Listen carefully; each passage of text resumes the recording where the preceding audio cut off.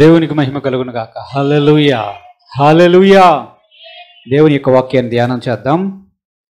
లూకా సువార్త 18వ అధ్యాయం 2 నుంచి 6 వచనాలు చదువుకుందాం. లూకా సువార్త 18వ అధ్యాయం. దేవునికి భయపడకయు మనుషులను లక్ష్య పెట్టకయు ఉండు ఒక అధిపతి న్యాయాధిపతి ఒక పట్టణములో ఉండెను.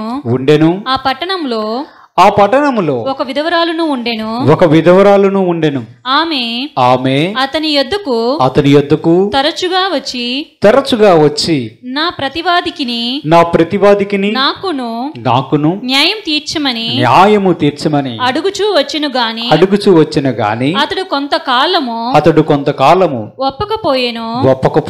తరువాత అతడు నేను దేవునికి భయపడకయు మనుషులను లక్ష్య పెట్టకయు ఉండినను ఈ విధవరాలు నన్ను తొందర పెట్టుచున్నది గనుక ఆమె మాటి మాటికి వచ్చి గోజాడుకుండునట్లు ఆమెకు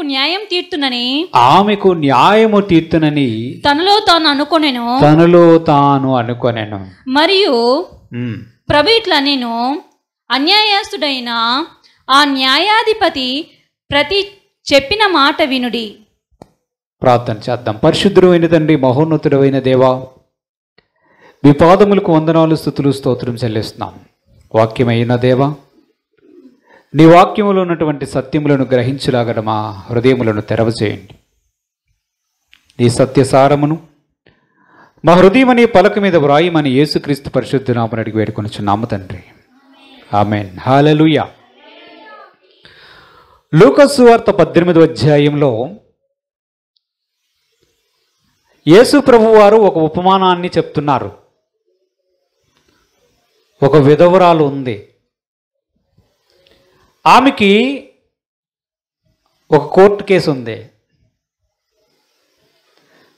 ఆమె ప్రతివాదికి ఉన్న వ్యాజ్యం ఒక న్యాయాధిపతి దగ్గరికి వచ్చింది. ఆ న్యాయాధిపతి ఎలాంటి వాడు అంటే దేవుణ్ణి లెక్క చేయడు, మనుషుల్ని లెక్క చేయడు. ఐ డోంట్ కేర్ అంటాడంట. అతను జడ్జి. ఈ విధవరాలు మాటికి ఆయన దగ్గరికి వెళ్ళి, అయ్యా న్యాయం తీర్చు అని మాటికి ఆయన దగ్గరికి వెళ్ళి ఆయన్ని ప్రతిమలాడుకుంటుందా, తినేస్తుందా? న్యాయము తీర్చు అని తొందర పెడుతూ ఉందంట. ఆయన అనుకుంటున్నాడు, ఎవరితో ఈవిడ, నేను అసలు దేవుణ్ణే ఖాతరు చేయను, మనుషుల్ని కూడా లెక్క చేయను. ఈవిడ చూస్తే విధవరాళ్ళు, వెనక ముందు ఎవరు లేరు. కానీ నా దగ్గరికి వచ్చి నాలాంటి వాడిని విసిగించి న్యాయము తీర్చని నన్ను తినేస్తుంది అని చాలా రోజులైన తర్వాత ఇంటికి వెళ్ళి ఆలోచిస్తున్నాడంట. ఈ కేసు ఎక్కడి వరకు వెళ్ళిందంటే ఆయన ఇంట్లోకి వెళ్ళి ఆలోచించుకోవడం వరకు వచ్చింది. ఇంట్లోకి వెళ్ళి ఆలోచించుకుంటున్నాడు. ఈమె మాటికి ఇంకా రాకూడదు నా దగ్గరికి, నన్ను విసిగించకూడదు. ఫస్ట్ ఈవిడి కేసునే నేను తీర్పు తీరుస్తా, ఇంకొకసారి ఈవిడ నా దగ్గరికి వచ్చి నన్ను విసిగించకూడదు అని నిర్ణయం తీసుకున్నాడంట. యేసు ప్రభు గారు ఈ ఉపమానం చెప్పారు. ఆ ఉపమానానికి ముగింపు ఏంటి? ముగింపు ఏమి కనిపించదు. పోనీ ఆ విధవరాలు మరలా ఆయన దగ్గరికి వచ్చినట్లుగాను, ఆమెకు న్యాయమైన తీర్పు ఆ న్యాయాధిపతి తీర్చినట్లుగా గాను ఎక్కడైనా ఉందా? లేదు. యేసు ప్రభు వారు చెప్పిన ఉపమానం అక్కడ వరకే చెప్పి ముగించేశాడు. దేవుడు ఉపమానాన్ని చెప్పాడు. ఉపమానం అంటే ఒక విషయాన్ని పోలిక చేసి చెప్పి దాన్ని బట్టి చెప్తారు. ఇప్పుడు యేసు ప్రభు వారు చెప్తుంటారు, పరలోక రాజ్యం ఆవగింజను పోలి ఉన్నది అంటాడు. పరలోక రాజ్యం ఒకసారి పొలమును పోలి ఉన్నది అంటాడు. కంపారిజన్, పోలిక అనేది మనకు కనిపిస్తోంది.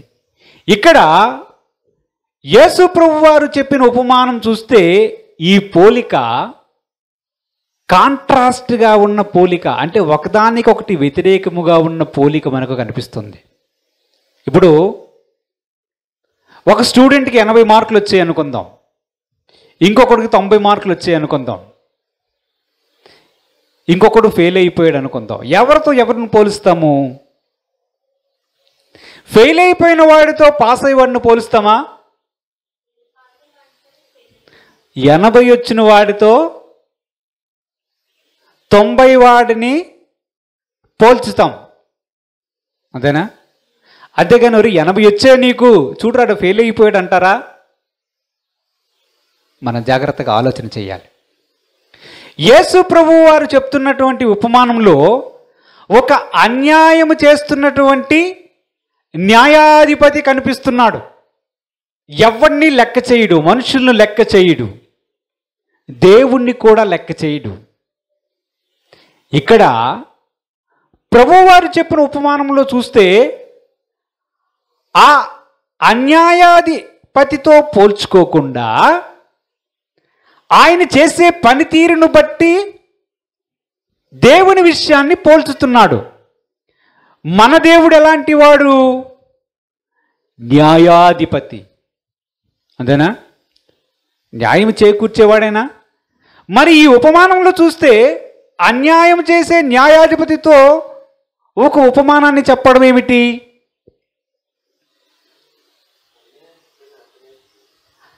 అన్యాయస్తుడైనటువంటి న్యాయాధిపతే మాటి మాటికి వచ్చి ఆ విధవరాలు గోజాడుతూ ఉంటే ఈమెకి న్యాయము తీరుస్తానని త్వరపడ్డాడు కదా.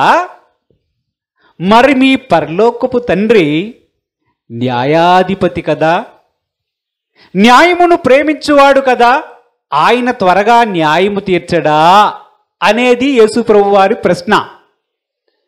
ఆయన యొక్క భావం అది. మన దేవుడు అన్యాయము చేసే దేవుడు కాదు, ఆయన న్యాయమును ప్రేమించేవాడు. మన దేవుడు అన్యాయస్తుడు కాదు. మాటి మాటికి వచ్చి తన యొద్దకు వచ్చి తన భక్తులు తన్ను ప్రేమించువారు మాటి మాటికి వచ్చి ఆయన దగ్గరికి ప్రభువా మొరపెడుతూ ఉంటుంటే, న్యాయము తీర్చు ప్రభువా, నాకు సహాయం చేయి ప్రభువా, నన్ను జ్ఞాపకం చేసుకో ప్రభువా అని తన యందు విశ్వాసముంచి తనను ప్రేమిస్తున్నటువంటి భక్తులు ఆయన దగ్గరికి వచ్చి మొరపెడుతూ ఉంటే, మరి నిశ్చయముగా మన దేవుడైన ప్రభు ఆయన వారికి సమాధానం ఇవ్వడా, వారికి న్యాయము తీర్చడా అనేది మన ప్రభు యొక్క భావం. మన దేవుడు అట్టివారి విషయమే కదా దీర్ఘశాంతము చూపుచున్నాడు అని ప్రభు చెప్తున్నాడు. ఇంతకీ ప్రభువారు ఏం చెప్పదలుచుకున్నారు? మీరు ఎన్నోసార్లు ప్రార్థన చేసి ఉంటారు, ఇంకనూ ప్రార్థన చెయ్యండి, ఇంకనూ చేస్తూనే ఉండండి. అపవాది చెప్పే మాటలు విని దేవుడు అన్యాయస్తుడు అని అనుకోవద్దు. మన దేవుడైన ప్రభు న్యాయమును ప్రేమించే దేవుడు, తప్పక వారికి న్యాయాన్ని తీరుస్తాడు. చూద్దాం దేవుని యొక్క వాక్యంలో. కీర్తనల గ్రంథం 37వ అధ్యాయం 24 నుంచి 28 వచనాలు ఒక్కసారి చదువుకుందాం. కీర్తనల గ్రంథం 37వ అధ్యాయం. యెహోవా అతని చెయ్యి పట్టుకొని ఉన్నాడు గనక అతడు నేలను పడినను లేవలేకయుండడు. నేను చిన్నవాడినై ఉంటిని, ఇప్పుడు ముసలివాడినై ఉన్నాను. అయినను నీతిమంతులు విడవబడుట గాని వారి సంతానం భిక్షమెత్తుట గాని నేను చూచి ఉండలేదు. దినమెల్లా వారు దయాళురై అప్పు ఇచ్చుదురు. వారి సంతానపు వారు ఆశీర్వదింపబడుదురు. కీడు చేయటమాని మేలు చేయుము. అప్పుడు నీవు నిత్యము నిలుచుదువు. ఏలయనగా యెహోవా న్యాయమును ప్రేమించువాడు ఆయన తన భక్తులను విడువడు. వారిని ఎన్నటన్నిటికి కాపాడబడుదురు. దేవునికి స్తోత్రం కలుగును గాక. హల్లెలూయా. దావీదు గారు ఇస్తున్న సాక్ష్యాన్ని చూడండి. దావీదు గారు ఒక సాక్ష్యాన్ని చెప్తున్నాడు. ఏం చెప్తున్నాడంటే, దావీదు ఒక విషయాన్ని గ్రహిస్తున్నాడు. లోకంలో ఉండేటప్పుడు చిన్నప్పటి నుంచి చూస్తున్నాడంట. ఇప్పుడు ముసలివాడిని అయిపోయాను నేను ఇప్పుడు వరకు చూస్తున్న ఒక విషయాన్ని నేను మీతో చెప్పాలనుకుంటున్నాను. అదేమిటంటే, వారి సంతానము భిక్షమెత్తుకొనుట నేను చూడలేదు.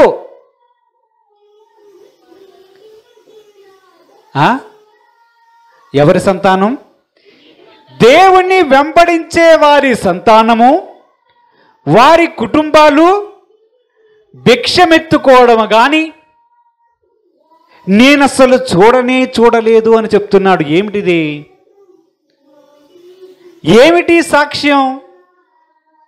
ఆయన చెప్తున్న విషయం ఏమిటి? దావీదు చెప్తున్నాడు, యెహోవాను ప్రేమించువారు, నీతిని అనుసరించి నడుచుకునేవారు ఒక విషయాన్ని జ్ఞాపకముంచుకోవాలి. యెహోవా అన్యాయము చేసే దేవుడు కాదు. తన యందు భయభక్తులు గల వారిని విడిచిపెట్టే దేవుడు కాదు. ఆయన యందు భయభక్తులు వ్యర్థము అని ఎప్పుడు కూడా ఎవరు అనుకోకూడదు. ఆయన చెప్తున్నది ఏమిటంటే, నేను చిన్నప్పటి నుంచి చూస్తున్నా, ఇప్పుడు ముసలివాడినైపోయాను. నీతిమంతుల యొక్క సంతానము, వారి కుటుంబం భిక్షమెత్తుకున్నారు, ఒకరి యొద్ద చేయి చాపారు అనే విషయాన్ని నేను ఎప్పుడూ చూడలేదు అని సాక్ష్యాన్ని చెప్తున్నాడు. ఎందుకు చెప్తున్నాడు? ఎందుకంటే యెహోవాని ప్రేమించు వారిని ఆయన విడవడు. తరతరములకు ఆయన వారికి ఆశీర్వాదాన్ని దయచేసే దేవుడు. ప్రభు చెప్తున్నాడు చూడండి. యోబు గ్రంథం 34వ అధ్యాయం 10 నుంచి 12 వచనాలు చదువుకుందాం. యోబు గ్రంథం 34వ అధ్యాయం.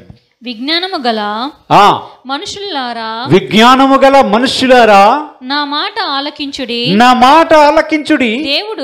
దేవుడు అన్యాయము చేయుట అసంభవం. సర్వశక్తుడు దుష్కార్యము చేయుట అసంభవం.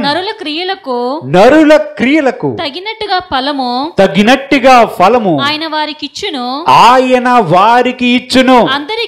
అందరికి వారి మార్గములను బట్టి వారికి ఫలము ఇచ్చును. దేవుడు ఏ మాత్రమును దుష్కార్యము చేయడు. సర్వశక్తుడు న్యాయము తప్పడు. వాక్యం ఏమని సెలవిస్తుంది? దేవుడు అన్యాయము చేయుట అసంభవం. వారి క్రియల చొప్పున వారికి ఫలము ఇచ్చే దేవుడు ఆయన. ఒక విషయాన్ని మనము జాగ్రత్తగా ఆలోచించాలి. అన్యాయస్తుడైనటువంటి న్యాయాధిపతి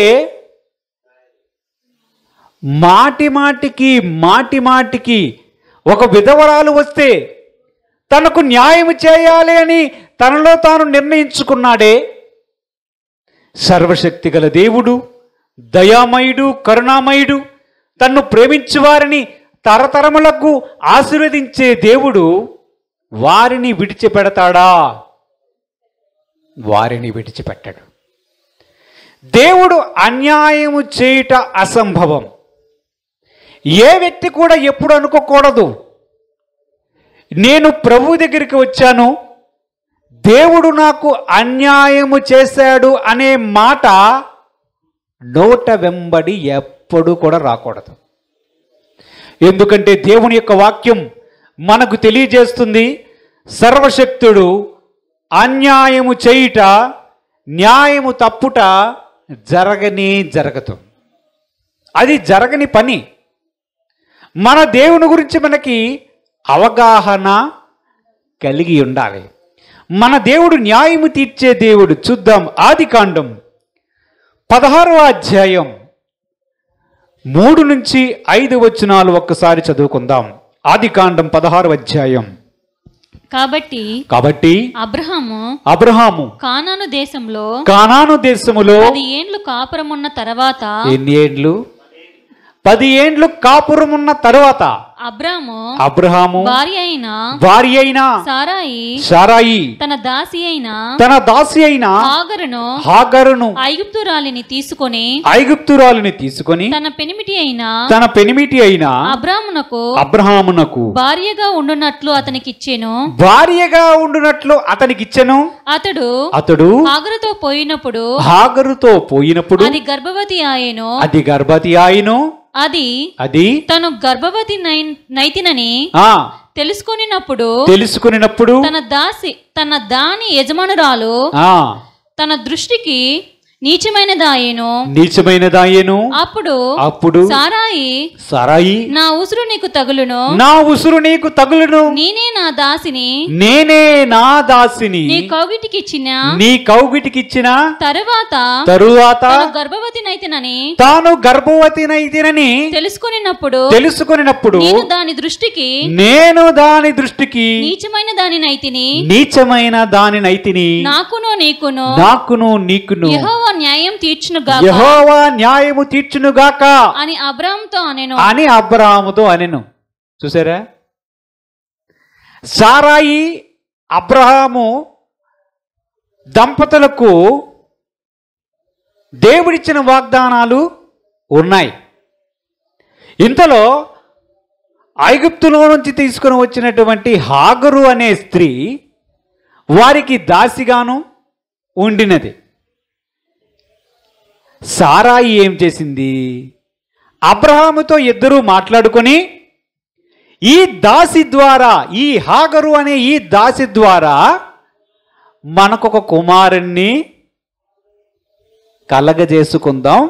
ఇదిగో ఈ దాసి అయిన హాగరును తీసుకొని నీకు భారీగా ఇస్తున్నాను అని ఎవరు చెప్పారు? హాగరు అడిగిందా? మీ ఆయన నేను పెళ్లి చేసుకుంటాను అడిగిందా? అడగలేదు. దాసి అయిన హాగరును తీసుకొని అబ్రహామునకు భార్యగా చేసింది సారాయి. అబ్రహాం గారు దానికి నో అన్నాడా? అనలేదు.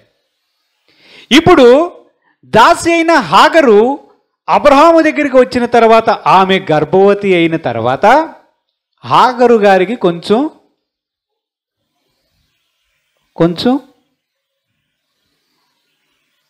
సారాయిని చూస్తే నీచంగా అనిపించిందట. నీకంటే నేనే బెటర్గా ఉన్నాను కదా దాసి అయినా అని ఆ ఫీలింగ్స్ ఎప్పుడైతే చూపించిందో సారాయి చూచి ఇప్పుడు తగాదా మొదలైంది. ఇప్పుడు వ్యాజ్యం మొదలైంది.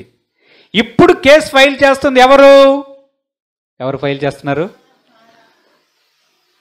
సారా గారు కేసు ఫైల్ చేస్తున్నారు. ఎవరి మీద?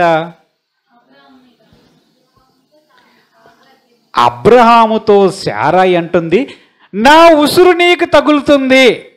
చూడండి డైలాగ్, నా ఉసురు నీకు తగులుతుంది అని అబ్రహాముతో అంటుంది. తన యజమానుడు అని పిలిచినటువంటి తన భర్తతో అనేక జనములకు తల్లి అయినటువంటి సారాయి మాట్లాడుతుంది అని అంటుంది. యెహోవా నీకును నాకును న్యాయము తీర్చునుగాక. అది సంగతి. ఇప్పుడు ఏం చేసిందంటే ఇవి తీసుకుని వెళ్ళి కోర్టులో కేసు ఫైల్ చేసింది, పిటిషన్ ఫైల్ చేసింది. ఎందుకు యెహోవా ఎందుకు వచ్చారు మధ్యలో? మాట్లాడుకున్నది ఎవరు? అబ్రహాము సారాయి మాట్లాడుకున్నారు. ఈ పెళ్లి అరేంజ్మెంట్లు చేసింది ఎవరు? శారా గారే అరేంజ్మెంట్ చేశారు. దానికి తల ఊపింది ఎవరు? అబ్రహాము గారే ఊపారు. ఇంతలో హాగరు చేసిన తప్పేంటి? హాగరు ఏమైనా అడిగిందా? నాకు అబ్రహామును భర్తగా ఇమ్మని ఏమైనా అడిగిందా? ఈ పెళ్ళిళ్ళు చేయమని అడిగిందా? అవసరమైతే హాగరుకు కావాలంటే మంచి భర్తను అబ్రహాము గారు ఏర్పాటు చేయగలరు. తన ఇంట పుట్టి అలవరచబడినటువంటి అనేక మంది ఉన్నారు అబ్రహామునకు. ఈ ఆలోచనలో కానీ ఈ ప్లాన్లో కానీ హాగరు యొక్క ప్రమేయము ఏమాత్రము లేదు. పోనీ ఈ సలహాను ప్రారంభించింది అబ్రహామా? అబ్రహాము కూడా కాదు. ఇంతకీ సారాయి యొక్క ప్రాబ్లం ఏమిటి? చేసింది, ఆలోచన చెప్పింది, అక్కడి నుంచే వచ్చింది, తల ఊపింది ఈయన, పెళ్లి జరిగింది ఆమెకు, గర్భవతి అయినది ఆమెకు, ఇంకా కడుపులో ఉన్న ఇస్మాయేలుకు. ఇప్పుడు సమస్య వ్యాజ్యం ప్రారంభమైంది. ఈ సారాయి గారు చూశారు, అనుకుంటుంది ఆవిడ, నేను నా భర్తను దేవుడు పిలిచాడు. నా భర్తకు సుమారుగా 75 సంవత్సరాల వయసు ఉండేటప్పుడు, ఓ అబ్రహామా, నీ తండ్రి ఇంటిని నువ్వు విడిచిపెట్టు, నీ సొంత దేశాన్ని విడిచిపెట్టు, నీకు ఆకాశ నక్షత్రముల కంటే విస్తారమైనటువంటి సంతానాన్ని అనుగ్రహిస్తాను అని చెప్పి దేవుడు వాగ్దానం చేసుకొని మమ్మల్ని పట్టుకొని వస్తే, నా భర్తకిచ్చిన దర్శనాన్ని బట్టి నేను కూడా ఆయన వెంబడి ఆయనకున్న విశ్వాసాన్ని అనుసరించి ఆయన వెనక వచ్చాను. ఎంతకాలం అయ్యింది దేవుని యందు విశ్వాసం ఉంచి నేను నడుస్తూ ఉన్నాను. ఇప్పుడు నాకు ఒక సమస్య ప్రారంభమైంది. దీన్ని నేను కోర్టులో కేసేస్తా అని చెప్పి అనంత విశ్వ న్యాయాధిపతి అయినటువంటి మన ప్రభువును రక్షకుడైన యెహోవా కోర్టులో వేసింది సారాయి. ఇప్పుడు వ్యాజ్యం మొదలైంది. ఇప్పుడు ఈ వ్యాజ్యాన్ని న్యాయాధిపతి అయినటువంటి ప్రభువు తీర్చాలి. మీరైతే ఏం తీరుస్తారు? వెంటనే ఈ కోర్టులో కేసు ఉంటుండగానే అబ్రహాం గారు చెప్తున్నారు, బయట సెటిల్మెంట్ అనమాట. అమ్మా సారాయి, నీ చేతిలో ఉన్న దాసియే కదా హాగరు, నీ ఇష్టానుసారంగా చేసుకో, దాన్ని చెయ్యు అనగా, ఇంకా ఆవిడని ఇంకా ఏ విధంగా శ్రమ పెట్టాలో ఆ విధంగా హాగరును శారాయి శ్రమ పెట్టగా, ఆవిడ ఈ శ్రమలకు తట్టుకోలేక ఎక్కడికి పారిపోయింది? ఇంటిలో నుంచి అరణ్యానికి పారిపోయిందంటే.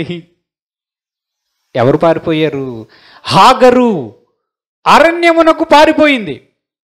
ఇప్పుడు చూడండి, వీరి అరేంజ్మెంట్లు వీరు చేసుకుంటున్నప్పటికీ ఎప్పుడైతే తన నోటితో శారాయి గారు నా ఉసురు నీకు తగులుతుంది, నీకును నాకును యెహోవా న్యాయము తీర్చునుగాక అని తన నోటితో చెప్పిందో, ఇప్పుడు తప్పనిసరిగా న్యాయము తీర్చే న్యాయాధిపతి జోక్యం చేసుకోవాలి.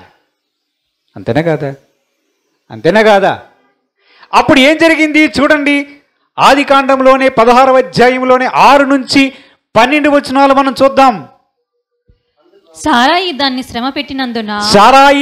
శ్రమ పెట్టినందున ఆమె యుద్ధ నుండి అది పారిపోగా యెహోవా దూత అరణ్యములో నీటి బుగ్గ యొద్ద అనగా శూరు మార్గములో బుగ్గ యొద్ద ఆమెను కనుగొని సారాయి దాసి అయిన హాగరు ఎక్కడి నుండి వచ్చితివి ఎక్కడికి వెళ్ళుచున్నావు అడిగినందున అది నా యజమానురాలైన యజమానురాలైన సారాయి యొద్ద నుండి పారిపోవుచున్నానని అప్పుడు యెహోవా దూత నీ యజమానురాలి యొద్దకు తిరిగి వెళ్ళి ఆమె చేతి క్రింద అణిగి ఉండమని దానితో చెప్పెను. మరియు యెహోవా దూత నీ సంతానమును నిశ్చయముగా విస్తరింపజేసెదను. లెక్కింప వీలులేనంతగా విస్తారమగునని దానితో చెప్పెను. మరియు యెహోవా దూత ఇదిగో యెహోవా నీ మొర వినెను. నీవు గర్భవతి అయి ఉన్నావు. నీవు కుమారుని కని అతనికి ఇస్మాయేలు అని పేరు పెట్టుదవు. అతడు అడవి గాడిద వంటి. చాలు. ఇప్పుడు చూడండి, పారిపోతున్నటువంటి ఆ హాగరు దగ్గరికి ఎవరు వచ్చారు? యెహోవా దూత వచ్చారంట. యెహోవా దూత ఎవరు అయి ఉంటారు? మన ప్రభు అయిన యేసుక్రీస్తే అయి ఉంటారు. చాలా దగ్గరలో మనం చూసాం, యెహోవా దూత అనగా మన ప్రభు అయిన యేసుక్రీస్తు అవ్వడానికే ఎక్కువ అవకాశాలు కనిపిస్తున్నాయి. ఇప్పుడు మన ప్రభు ఆమెతో మాట్లాడుతున్నారు. ఏ హాగరు, ఎక్కడి నుంచి వస్తున్నావు, ఎక్కడికి వెళ్తున్నావు? మన ప్రభు యొక్క డైలాగులు చూడండి. దేవుడికి స్తోత్రం చెల్లిద్దాం. మన ప్రభు మాట్లాడే తీరు చూడండి. ఇటు చూడండి. ఆదాముతో మాట్లాడుతున్నప్పుడు ఏమని మాట్లాడాడు? ఆదాము, నీవెక్కడ ఉన్నావు? ఎక్కడున్నావు అన్నాడా? అయ్యా, నీ యొక్క ఆ చెప్పుడు విని నేను భయపడి చెట్ల చాటున దాగుకొంటిని అన్నాడు కదా. ఏలియానేమో నువ్వు తీసుకొని వెళ్ళి నువ్వు ఎలీషాని అభిషేకించాలి, ఇంకొక రాజును అభిషేకించాలని చెప్తే ఈయనేమో ఆ రొట్టెలను దూతల ద్వారా పంపించి తినిపించి ఆ ప్రవక్త ఆహార బలము చేత 4 రోజుల పాటు మొత్తం అంతా ప్రయాణాలు చేసి ఒక కొండ దగ్గరికి వెళ్ళి ఆ కొండలో దాగుంటే అక్కడ మరలా యెహోవా అతనితో మాట్లాడుతున్నాడు. ఏలియా, నీవిచ్చట ఏమి చేయుచున్నావు? ఏమిటండి డైలాగు? నువ్విక్కడ ఏం చేస్తున్నావు? ఆదాముతో నువ్వెక్కడున్నావు? అసలు దేవుడు ఎక్కడుంటాడు చెప్పండి? ఆకాశమందు కూర్చుండి అక్కడ నుండి నరులను కనిపెట్టుచున్నాడు, వారి ప్రవర్తనను కనిపెట్టుచున్నాడు. ఆయన మనుష్య హృదయాంతరంగములను ఎరిగిన దేవుడు. నేను పాతాళమునకు పోయినను నీవు అక్కడ ఉన్నావు, ఆకాశమంత ఎత్తుకుపోయినా అక్కడ ఉన్నావని దేవుని యొక్క వాక్యమే సెలవిస్తుంటే మరలా అంటాడు, ఆదామా నువ్వెక్కడున్నావు? హాగరు, ఎక్కడి నుంచి వస్తున్నావు? నువ్వెక్కడికి వెళ్తున్నావు? దేవుని యొక్క మాట తీరుని మనము గమనించాలి. దేవుని యొక్క మాట్లాడే పద్ధతిని మనము గమనించాలి. ఆయనకి అన్నీ తెలిసి ఉన్నప్పటికీ ఆయన ఎలాగూ మాట్లాడతాడంటే మన స్థాయిలో దిగి వచ్చి ఒక సాధారణమైనటువంటి మనుషుడు మాట్లాడుతున్నట్లుగా మాట్లాడుతూ ఉన్నాడు. ఇప్పుడు హాగరుతో యెహోవా దూత మాట్లాడుతున్నది ఏమిటి? ఏమంటున్నాడు? తర్వాత ఏమన్నాడు? నీవు నీ యజమానురాలి యొద్దకు తిరిగి వెళ్ళు, ఆమె చేతి క్రింద అణిగియుండు. దానితో చెప్పి ఏమన్నాడు? నీ సంతానము నిశ్చయముగా ఏం చేస్తారు? నీ సంతానమును నిశ్చయముగా విస్తరింపచేసేదను. అది లెక్కింప వీలు లేనంత గొప్ప జనమవుతుంది అని ఎవరితో చెప్పాడు దేవుడు? హాగరుతో చెప్పాడు. ఎవరి గురించి చెప్తున్నాడు? ఇస్మాయేలు గురించి చెప్తున్నాడు. ఇస్మాయేలును కూడా దేవుడే దీవించాడు. అంతేనా? ఇష్మాయేలుకు దేవుడు అన్యాయం చేశాడా? హాగరుకు అన్యాయం చేశాడా? చేశాడా? యాక్చువల్గా ఆమె కూడా తిరిగి పిటిషన్ వేసింది అనుకోండి. ఎవరు? హాగరు కూడా పిటిషన్ వేసి, ప్రభువా అసలు నాకు సంబంధం లేని కేసు అయ్యా, నన్ను మధ్యలో ఇరికించారు అని అంటే ఏం చెప్తాడు దేవుడు? ఎస్, ఐ నో, నాకు తెలుసు ఈ సంగతి అంతా. ఆ ముందే అడ్డుకోలేకపోయావా? ఆ పెళ్లి మాటలు మాట్లాడుతునేటప్పుడే ఇవన్నీ చేయడము, నేను అరణ్యానికి రావడం, ఇవంతా నాకు అవసరమా? దేవుడు న్యాయవంతుడు, సర్వశక్తుడు, అన్యాయము చేయుట అసంభవం. అసలు దాసి అయిన హాగరు అసలు దేవుని యొక్క ప్రణాళికలో ఉందో లేదో దేవుడికే తెలియాలి. కానీ హాగరు అన్యాయము కాకుండా ఆమె దాసి అయినప్పటికీ ఆమె యొక్క కుమారుడిని విస్తారమైన జనసంఖ్యను చేస్తానన్న వాగ్దానం ఇచ్చాడే ఆ దేవుడు ఏంటి? న్యాయవంతుడైన దేవుడు. దేవుని యొక్క వాక్యంలో చూస్తాం, ఈవిడికి అరణ్యానికి వెళ్తూ ఉంటుంటుంది ఎప్పుడు. ఆదికాండం 21వ అధ్యాయం 13వ వచనాన్ని చదువుకుందాం. అయినను ఈ దాసి కుమారుడును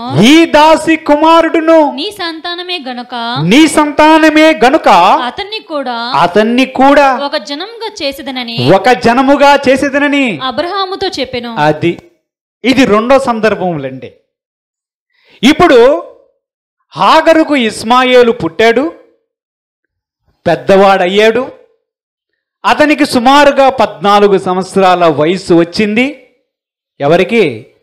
ఇస్మాయేలు గారికి 14 సంవత్సరాల వయసు వచ్చేటప్పుడు అబ్రహాముకు సారాయి ద్వారా ఇస్సాకు అనే కుమారుడు కూడా దేవుడు అనుగ్రహించాడు. ఆ ఇస్సాకు పాలు విడిచాడని చెప్పి ఒక పార్టీ పెట్టారు. పార్టీ పెడితే ఇప్పుడు ఇస్మాయేలు అనగా హాగరు యొక్క కుమారుడు, అబ్రహాము యొక్క కుమారుడైనటువంటి ఇస్మాయేలు కూడా ఆ ఇస్సాకును ఎగతాళి చేశాడంట, పరిహాసము చేశాడంట. మరలా మండింది ఎవరికి? సారాయి గారికి మరలా కోపం వచ్చింది. అరే 14 సంవత్సరాల క్రితం, ఎప్పుడు? 14 సంవత్సరాల క్రితం మీ అమ్మ ఇలాగే చేసింది. ఇప్పుడు నువ్వు, ఏ Abraham, my husband come here, వీళ్ళతో లాభం లేదు నాకు, ఇమీడియట్లుగా వీళ్ళిద్దరిని పంపించే, ఈ దాసి కుమారుడైనటువంటి ఇస్మాయిల్ను నా యొద్ద నుంచి పంపించాయి అన్నది ఎవరు? సారాయి. మరలా వ్యాజ్యం ప్రారంభమైనది. 14 సంవత్సరాల క్రితం ప్రారంభమైనటువంటి తగాదా మరలా ప్రారంభమైంది. మరలా ఇప్పుడు ఎవరు? మరలా నీతిమంతుడు, న్యాయవంతుడు, సర్వశక్తుడు, విశ్వానికి న్యాయాధిపతి అయినటువంటి మన ప్రభువు యెహోవా మరలా జోక్యము చేసుకోవాల్సినటువంటి పరిస్థితి ఏర్పడింది. అబ్రహాము గారికి ఆ మాట నొచ్చుకుంది. ఏ మాట?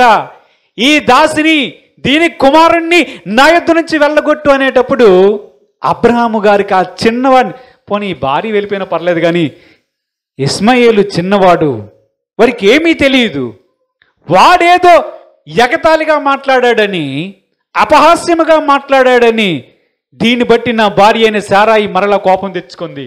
ఈసారి రెండోసారి వారికి ఊస్టింగ్ అవుతుంది. గెట్ అవుట్, ఎక్కడి నుంచి పండి.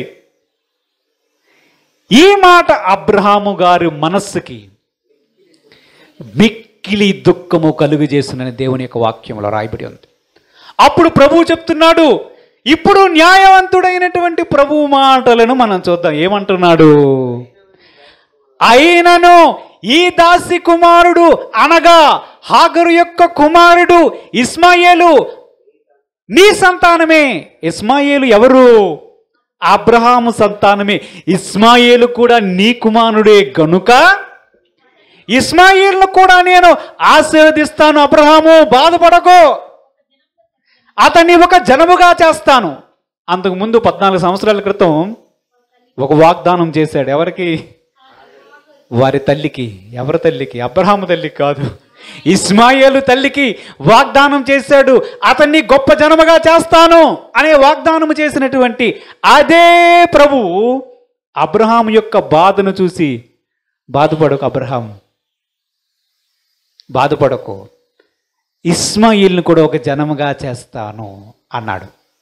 అన్ని తర్వాత అయితే మీరిద్దరు వెళ్ళిపోండిరా. తల్లి కొడుకుని బయటికి పంపించి వేశాడు. ఎవరు? అబ్రహాము గారు. అవునా? పంపించి వేసిన తర్వాత చూద్దాం. ఆదికాండం 21వ అధ్యాయం 15 నుంచి 18 వచనాలు చదువుకుందాం. ఆ తిత్తిలోని నీళ్లు అయిపోయిన తరువాత ఆమె ఒక పొద కింద ఆ చిన్నవాణ్ణి పడివేసి ఈ పిల్లవాని చావును నేను చూడలేను అనుకొని వింటి వేత దూరము వెళ్ళి అతనికి ఎదురుగా కూర్చుండెను. ఆమె ఎదురుగా కూర్చుండి ఎలుగెత్తి ఏడ్చెను. దేవుడు ఆ చిన్నవాని మొరను వినెను. అప్పుడు దేవుని దూత ఆకాశము నుండి హాగరును పిలిచి హాగరు నీకేమి వచ్చినది? భయపడకము. ఆ చిన్నవాడు ఉన్న చోట దేవుడు వాని స్వరము వినియున్నాడు. నీవు లేచి ఆ చిన్నవాణ్ణి లేవనెత్తి నీ చేత పట్టుకొనుము. వానిని గొప్ప జనముగా చేసేదను ఆమెతో చెప్పెను. అది అసలు ఇస్మాయేల్ అనే పేరుకి అర్థం ఏమిటి? ఇస్మాయిల్ అనే పేరుకి అర్థం ఏమిటి? ఎక్కడుంది? 16వ అధ్యాయంలో, ఆదికాండం 16వ అధ్యాయంలో ఇస్మాయేలు అనే పేరుకి అర్థం ఏంటి తెలుసా? దేవుడు వినును. ముందే తెలుసు, దేవుడికి ముందే తెలుసు, వినాల్సి వస్తుంది ఎవరి మాట? ఇస్మాయేలు యొక్క మొర వినాలి. ఎందుకు అన్యాయం అయిపోయినటువంటి వ్యక్తి ఎవరవుతారు తెలుసా? ఇప్పుడు పెళ్లి సంబంధానికి అరేంజ్మెంట్ చేసింది సారయ్య గారు, పెళ్లికి అంగీకరించింది అబ్రహాం గారు. వీరిద్దరు మాట్లాడుకున్నప్పుడు, అమ్మ మీకు దాసిగా ఉంటే ఉన్నాను కానీ ఇలాంటి పెళ్లి సంబంధం నాకు చూడకమ్మా, నేను వెళ్ళిపోతాను అనుకోవాలా? సో ముగ్గురిని కూడా ఒక విధంగా చూస్తే ఒక రకమైనటువంటి అంగీకారం జరిగినట్టే కదా. కానీ ఇస్మాయిల్ ఏం చేస్తాడు? పుట్టిన ఇస్మాయిల్కి వీరి మాటలకు సంబంధం ఏమిటి? వీరి చేసిన పనులకును ఇస్మాయిలు గారికి ఏమి సంబంధం? అందుకే దేవుడు అన్యాయస్తుడు కాడు, సర్వశక్తుడు. అన్యాయము చేయుట అసంభవం. ఇస్మాయేలు యొక్క మొర కూడా నేను వినాలి అని ఈ పేరు ఎవరు సెలెక్ట్ చేశారు? యేసు అని పేరు పెట్టుదు అని ఎవరు చెప్పారు? యెహోవాయే పెట్టారు, మన తండ్రియే పెట్టాడు. యేసు అంటే రక్షకుడు, అంటే ప్రజలను రక్షించేవాడు, వారి పాపముల నుంచి రక్షించేవాడు అని అర్థం ఇచ్చినట్లు పేరు పెట్టడం కూడా, ఈ నామకరణ కార్యక్రమాలు కూడా దేవుడే చూసుకున్నాడు. ఇప్పుడు ఇస్మాయేలు అనే పేరు కూడా దేవుడే ఎంపిక చేశాడు. ఎందుకంటే ఆయనకు తెలుసు, వాని యొక్క మొర కూడా నేను వినాలి, అది న్యాయం. అందుకే ఇస్మాయేలుకు ఆ పేరు పెట్టాడు దేవుడు. ఆ చిన్నవానికి ఇస్మాయేలు అనే పేరు పెట్టడానికి దేవుడి యొక్క విశ్వాస్యత, దేవుని యొక్క న్యాయమైన తీర్పులే కారణం. ఈ రెండోసారి 14 సంవత్సరాల తర్వాత అనుకుందాం, ఇంకా ఎక్కువ సంవత్సరాలు కూడా అయ్యుండొచ్చు. ఎందుకంటే పాలు విడిచే సమయానికి ఇస్మాయేలు చేసిన పనికి సారాయి గారి కోపం వచ్చింది కదా. పాలు విడిచే సమయం ఎంత అవ్వచ్చు? మినిమం ఒక 3 years అయినా అయ్యి ఉండొచ్చు, అంతేనా? 3 సంవత్సరాలైనా అయ్యి ఉండొచ్చు. అంటే సుమారుగా 100 సంవత్సరాల వయస్సులో అబ్రహాము ఇస్సాకుని కన్నాడు. అబ్రహాము గారికి 86 సంవత్సరాల వయస్సులో ఇస్మాయేలు పుట్టాడు. అంటే వారిద్దరికి వయసు గ్యాప్ ఎంత? పెద్ద కష్టమైన లెక్క కాదు, చెప్పండి. ఎన్ని సంవత్సరాలు? దేవుడికి స్తోత్రం. గట్టిగా ఏం అలా ఉండిపోయారేమి? హల్లెలూయా. 14 సంవత్సరాల వయసు తేడా ఉంది. ఎవరికి? ఇస్మాయేలుకు, ఇస్సాకుకు. పాలు విడిచే సమయం 3 సంవత్సరాలని మినిమం వేసుకుంటాం. అప్పుడు ఇస్మాయేలు గారికి ఎంత వయసు ఉండొచ్చు? 14 కంటే ఎక్కువ, లేదా 17-18 సంవత్సరాల వయస్సు ఉండవచ్చు. ఆ సమయములో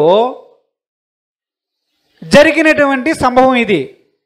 మరలా హాగరు రెండవసారి అరణ్యములోనికి పోయింది.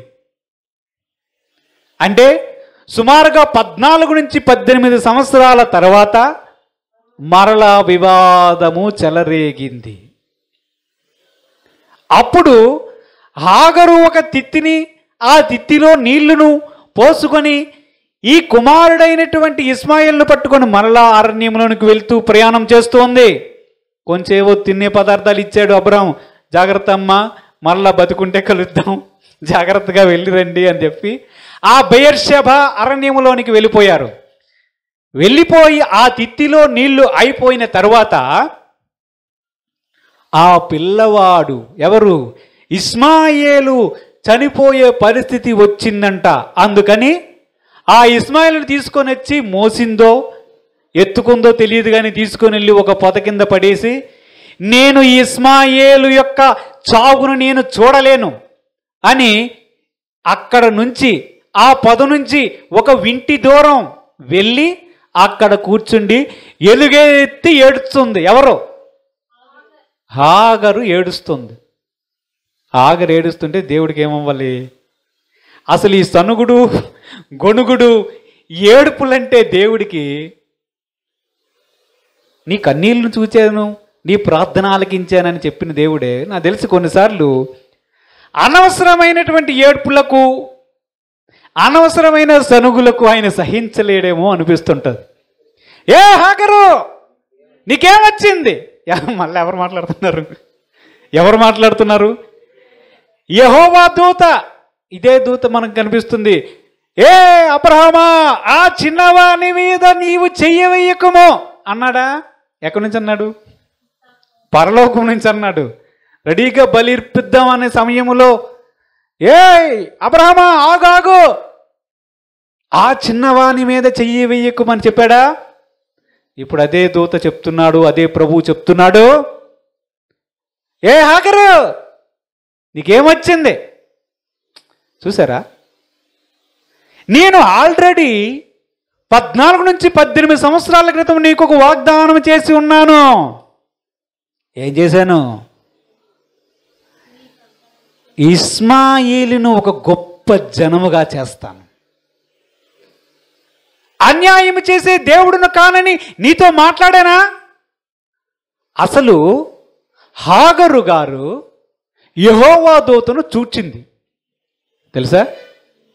చూసింది తెలుసా? అందుకే ఆయన పేరు ఆ నీటి బుగ్గ దగ్గర చూసిందని చెప్పి అక్కడ ఆమె ఆ బావి దగ్గర రోయి అని పేరు పెట్టింది. మనం పాడుతుంటాం ఎల్ రోయి, నన్ను చూచిన దేవుడు నీవే అన్నది. అంటే దేవుడు ఎలాంటి వాడో, మనము ఆరాధిస్తున్న దేవుడు ఎటువంటి వాడో చూడండి. సుమారుగా 17-18 సంవత్సరాల క్రితం ఇచ్చినటువంటి వాగ్దానాన్ని మరలా హాగరుకు జ్ఞాపకం చేసి, నేను అన్యాయం చేసే దేవుడును కాను, ఇస్మాయిల్ను కూడా గొప్ప జనముగా చేస్తాను. నీకేమొచ్చిందని ఊరికే ఏడుస్తున్నావు హాగరు అని మామూలు సామ్యంగా మాట్లాడొచ్చు కదా. ఏమొచ్చింది నీకు? ఆయన మాట్లాడే తీరు చూడండి. మొదటేమో ఎక్కడి నుంచి వచ్చావు, ఎక్కడికి వెళ్తున్నావు అన్నాడు. ఈసారి మాత్రం ఆ డైలాగ్ వాళ్ళే, ఏమొచ్చింది నీకు హాగరు. చూసారా? అరే గుర్తు చేసుకో, వాగ్దానాన్ని గుర్తు చేసుకో, నేను చెప్పిన మాటను గుర్తు చేసుకో. నేను అన్యాయము చేసే దేవుడును కాను. దావీదు చెప్తున్నాడు, యెహోవా యందు నమ్మిక ఉంచిన వారు భిక్షమెత్తుకొనుట అస్సలు చూడలేదంట. ఎవరు? తన యందు భయభక్తులు గలవారు భిక్షమెత్తుకొనుట గాని దరిద్రులైపోవడం గాని దావీదు చూడలేదని సాక్ష్యమిస్తున్నాడు.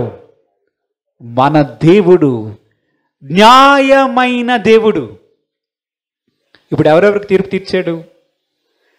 హాగరు సాటిస్ఫైడ్ అయితే, నాకు తెలిసి అమ్మ ఏదో పెళ్లి కొడుకును అయిపోయాడు, నా కొడుకు కూడా ఇప్పుడు పెళ్లి చేస్తానని చెప్పి ఐగుప్తులో నుంచి ఒక స్త్రీని తీసుకుని వచ్చి వారికి వివాహం చేసి మ్యాటర్ సెటిల్ అయిపోయింది.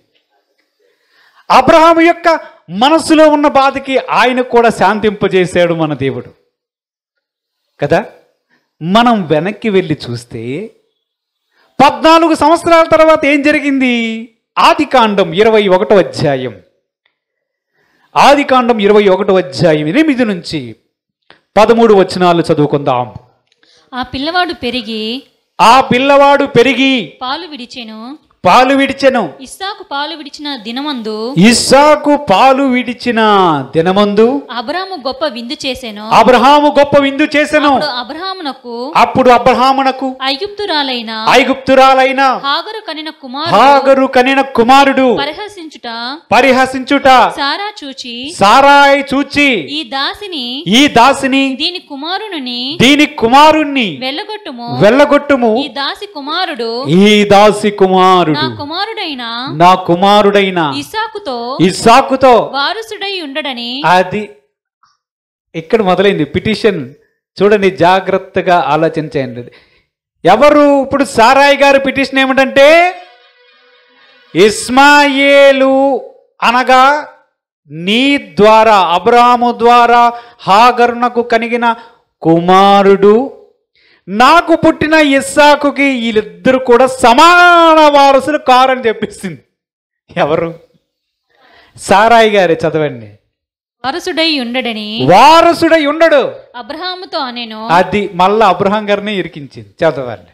అతని కుమారుణ్ణి బట్టి ఆ మాట అబ్రహామునకు మిక్కిలి దుఃఖము కలుగజేసెను. అయితే దేవుడు ఈ చిన్నవానిని బట్టి నీ దాసిని బట్టి నువ్వు దుఃఖపడవద్దు. సారా నీతో చెప్పు ప్రతి విషయంలో, సారాయి నీతో చెప్పిన ప్రతి మాటన ఆమె మాట విను. ఇస్సాకు వలన అయినదియే నీ సంతానం అనబడును. దేవునికి స్తోత్రం. హల్లెలూయా, హల్లెలూయా, హల్లెలూయా. ఇప్పుడు సారాయి గారి వాదన మొదలయ్యింది. బాగానే ఉంది ప్రభువా, దాసి బాగుంది, ఇస్మాయేలు కుమారుడు కూడా బాగానే ఉన్నాడు, నీవేమో అబ్రహాము గారితో కూడా నీ బాగానే అన్ని చెప్తున్నావు, నా సంగతి ఏమిటి? నీవు న్యాయవంతుడైన దేవుడు కదా. నా భర్తతో మాట్లాడినప్పుడు ఆయనకు 75 సంవత్సరాల వయసు ఉండేటప్పుడు ఆయన వెనకే తూచా తప్పకుండా ఎక్కడికైతే అక్కడ నేను కూడా ప్రయాణం చేశాను కదా. ఇక్కడ కరువు అయితే ఐగుప్తులోనికి వెళ్తే అక్కడ సమస్య ఎదుర్కొన్నాను కదా. మా దేశాన్ని విడిచిపెట్టి నేను కూడా వచ్చాను కదా. నేను కూడా నిన్నే ఆరాధిస్తున్నాను కదా. నీవే కదా వాగ్దానం చేసి మరీ పట్టుకుని వచ్చాం. మేమేమని అడిగామా? మా దేశంలో మేము ఉన్నాం, మా దేవతలను మేము ఆరాధించుకుంటున్నాం. నీ వచ్చి ప్రత్యక్షమయ్యావు అబ్రహాముకి, నీ వచ్చి వాగ్దానం చేశావు. ఈ దేశాన్ని విడిచిపెట్టి రమ్మని చెప్పింది నువ్వే. ఇప్పుడు వచ్చిన తర్వాత, ఇంతకాలము ప్రయాణము చేసిన తర్వాత వాగ్దానము నెరవేర్చకపోగా, మేము మాట్లాడిన దానికి నీవు అడ్డు చెప్పకపోగా, వానికి దాసికి ఒక కుమారుడు పుట్టేటట్లు చేసింది నువ్వే. వాడిని ఒక జన్మ చేస్తానని చెప్తున్నావు నువ్వే. వాడికేమి ఇప్పుడు 14 సంవత్సరాలు వయసు వచ్చింది. ఇన్ని చేసిన తర్వాత వాడిప్పుడు నా కుమారుడైన ఇస్సాకును పరిహసిస్తున్నాడు. ఇది న్యాయమేనా? ఇది న్యాయమేనా? ఇది న్యాయమేనా? అప్పుడు ఒక పిటిషన్ వేశారు సారయ్య గారు. ఏంటంటే,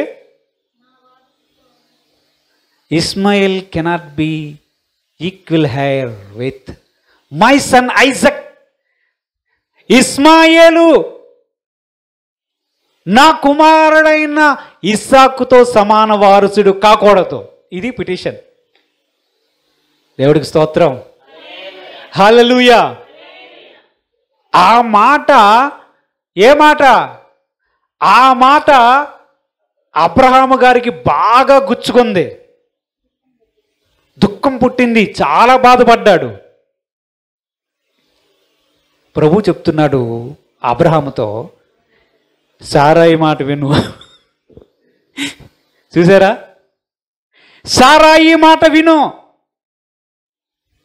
ఇస్మాయిల్ నేను ఆశీర్వదిస్తాను, అతను ఒక జనంగా చేస్తాను, కానీ నీ భార్య అయిన సారాయి చెప్పినట్లు ఇస్సాకు వలన పుట్టిన వారే నీ సంతానం అనబడుతుంది అన్నాడు. దేవుడికి స్తోత్రం. హల్లెలూయా, హల్లెలూయా. దేవుడు సారాయికి న్యాయము చేశాడా లేదా? చేశాడా లేదా? తన విశ్వాసానికి ప్రతిఫలముగా ఇస్సాకును అనుగ్రహించాడా లేదా? అనుగ్రహించాడు. అనుగ్రహించడమే కాకుండా వాగ్దాన సంబంధమైన కుమారుడే వారసుడవుతాడు. ఇప్పుడు ఏంటంటే, సమస్య ఏమిటంటే, వీళ్ళిద్దరు ఎవరు వారసులు? ఇస్మాయిలా, ఇస్సాకా? ఇది పిటిషన్. ఇప్పుడు దేవుడి దగ్గరికి వచ్చింది. దేవుడు ఎలాగ తీర్పు తీర్చుతున్నాడు, న్యాయవంతుడైన దేవుడు ఎలా చేస్తున్నాడో చూడండి. ఎవ్వరూ ఇక్కడ బాధపడ్డంలే. సారాయి సాటిస్ఫైడ్, అబ్రాహాము సాటిస్ఫైడ్, ఆగరు సాటిస్ఫైడ్, దీనితో ప్రమేయం లేనటువంటి ఇస్మాయిల్ కూడా సాటిస్ఫైడ్. దేవుడికి స్తోత్రం. అందుకే ప్రభు చెప్తున్నాడు, అన్యాయస్తుడైనటువంటి న్యాయాధిపతి మాటి మాటికి ఈ విధవరాలు వచ్చి నన్ను హింసిస్తుంది, నేను దేవునికి భయపడను, మనుషుని లెక్క చేయను, కాబట్టి తప్పనిసరిగా ఈమెకు త్వరగా న్యాయం తీరుస్తా అనుకున్నాడే. మరి నీ దేవుడైనటువంటి ప్రభువు, సర్వశక్తి గల ప్రభువు, అనంత విశ్వ న్యాయాధిపతి నిశ్చయముగా తనకు మొరబెట్టే వారికి సమీపముగా ఉండి వారి ప్రార్థనలు ఆలకించే దేవుడు వారికి న్యాయము తీర్చడా? దేవుడు అన్యాయస్తుడనే మాట అయినను, ఆలోచన అయినను సాతాను మీ మనస్సులోనికి రానివ్వకుండా జాగ్రత్తగా చూసుకోండి దేవుడు పరోక్షంగా తెలియజేస్తున్నాడు. ఎవడు చెప్తాడు తెలుసా ఈ చెత్త ఆలోచనలన్నీ?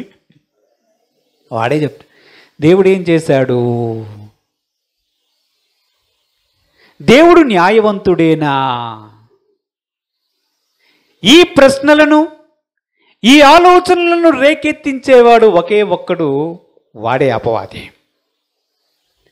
కాబట్టి భక్తులకు ఉండవలసినటువంటి ఒక లక్షణం ఏమిటంటే, ప్రసంగి గ్రంథం 8వ అధ్యాయం 5వ వచనాన్ని చదువుకుందాం. ప్రసంగి గ్రంథం 8వ అధ్యాయం. ధర్మమును ఆచరించు వారికి, ధర్మమును ఆచరించు వానికి కీడేమియు సంభవింపదు, కీడేమియు సంభవింపదు, సమయం వచ్చుననియు, సమయము వచ్చుననియు, న్యాయం న్యాయము జరుగుననియు జ్ఞానులు మనసున తెలుసుకు, జ్ఞానులు మనస్సున తెలుసుకుందురు. అంటే ఏమై ఉండాలి మనం? ప్రార్థన మాత్రమే కాదు, జ్ఞానం ఉండాలి మనకి. ఏమిటా జ్ఞానం? ఒక జ్ఞానం ఉండాలంట. సమయం వస్తుంది, న్యాయము తీర్చే ప్రభువు న్యాయము తీర్చుతాడు అనే విషయాన్ని మన మనస్సులో ఉంచుకోవాలి. ఈ మనస్సు కలిగిన వారు కలవరపడరు.